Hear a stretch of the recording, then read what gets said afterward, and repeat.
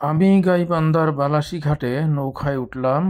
উদ্দেশ্য হলো ব্রহ্মপুত্র পাড়ি দিয়ে আমি পূর্ব প্রান্তে সানন্দবাড়ি ঘাটে নামব।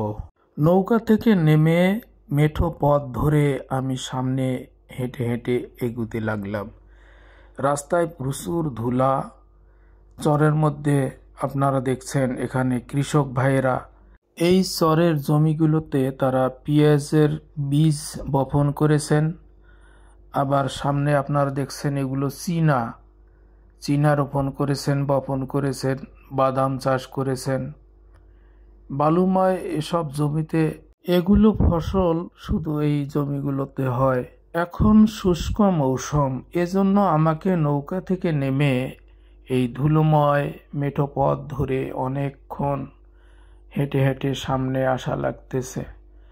যদি বন্যার সময় হতো তাহলে আমাকে নৌকা থেকে নেমে আর হাঁটার প্রয়োজন ছিল না।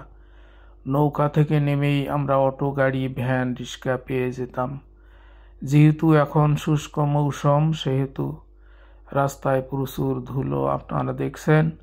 এই ধুলোময় রাস্তা পাড়ি দিয়ে আমাকে সামনে রোড পর্যন্ত হেঁটে যাওয়া লাগতো। এবারে আমার সফর সঙ্গী ভাই তিনি কষ্ট করে হোন্ডাটি নিয়ে এই ধুলো রাস্তা পাড়ি দিয়ে সামনে এগিয়ে গেছেন, আর আমি পিছু পিছু পায়ে হেঁটে আসতেছি। আপনারা দেখছেন এই যে চরের দৃশ্য, আপনারা দেখেন চতুর্পাশে শুধু ধুধু চর।